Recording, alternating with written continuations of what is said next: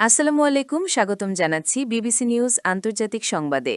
শুরুতেই সংবাদ শিরোনাম, এরপর বিস্তারিত।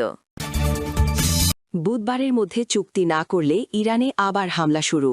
হরমুজ প্রণালীতে ৩ ট্যাঙ্কারে গুলি। যুক্তরাষ্ট্রের সঙ্গে দ্বিতীয় দফা আলোচনায় বসবে কিনা জানালো ইরান। দর্শক, এতক্ষণ শুনছিলেন সংবাদ শিরোনাম। এখন বিস্তারিত। আপনি যদি ইসরায়েলের ধ্বংস চান এবং মুসলিমদের পাশে থাকেন, তাহলে ভিডিওতে লাইক করে চ্যানেলটি অবশ্যই সাবস্ক্রাইব করে দিবেন এবং আপনার মূল্যবান মতামত অবশ্যই কমেন্টে লিখে জানিয়ে দিবেন। এখন বিস্তারিত। হরমুজ প্রণালীতে ৩ ট্যাঙ্কারে গুলি। হরমুজ প্রণালীতে একটি ট্যাঙ্কারে গানবোট থেকে গুলি ছোড়া হয়েছে বলে জানিয়েছে ব্রিটিশ সমুদ্র বিষয়ক সংস্থা UK maritime trade operations UKMTO। এই সংস্থাটি বলছে তারা খবর পেয়েছে একটি ট্যাঙ্কারে হামলা চালানো হয়েছে। ব্রিটিশ নৌবাহিনীর ইউনিট UKMTOর ভাষ্য, ইরানের Islamic revolutionary guard corps IRGC পরিচালিত 2টি গানবোট থেকে গুলি চালানো হয়।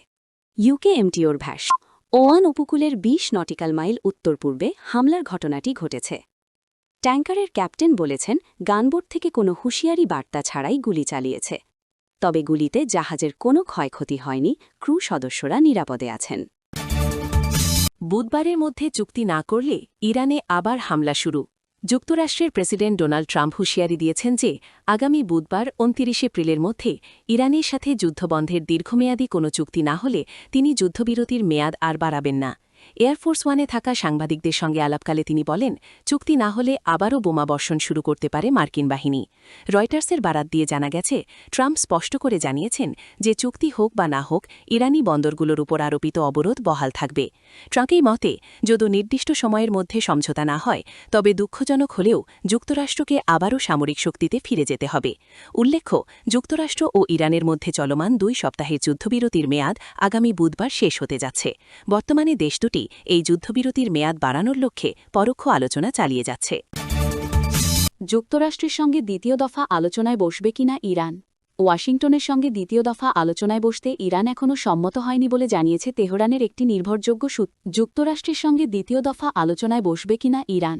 ওয়াশিংটনের সঙ্গে দ্বিতীয় দফা আলোচনায় বসতে ইরান এখনও সম্মত হয়নি বলে জানিয়েছে তেহরানের একটি নির্ভরযোগ্য সূত্র। ইরানের রাষ্ট্রীয় সংবাদ সংস্থা তাসনিম নিউজকে দেওয়া এক সাক্ষাৎকারে নাম প্রকাশে অনিচ্ছুক ওই সূত্রটি জানায়, প্রথম দফার আলোচনার পর যুক্তরাষ্ট্র বেশ কিছু অতিরিক্ত ও অযৌক্তিক দাবি পেশ করেছে, যা তেহরানের কাছে গ্রহণযোগ্য নয়। ইরান স্পষ্ট করে জানিয়েছে যে আলোচনা চালিয়ে যেতে হলে যুক্তরাষ্ট্রকে অবশ্যই তাদের এসব বাড়তি দাবি থেকে সরে আসতে হবে। নিজেদের এই কঠোর অবস্থানের কথা ইরান ইতোমধ্যে মধ্যস্থতাকারী দেশ পাকিস্তানের মাধ্যমে ওয়াশিংটনকে জানিয়ে দিয়েছে। সূত্রটির দেওয়া তথ্যমতে তেহরান আনুষ্ঠানিকভাবে মার্কিন পক্ষকে অবহিত করেছে যে তাদের দেওয়া শর্তগুলো পূরণ না হওয়া পর্যন্ত দ্বিতীয় দফার সংলাপে বসার কোনো সম্ভাবনা নেই। পাকিস্তান এই বার্তা বিনিময়ের ক্ষেত্রে মাধ্যম হিসেবে কাজ করছে।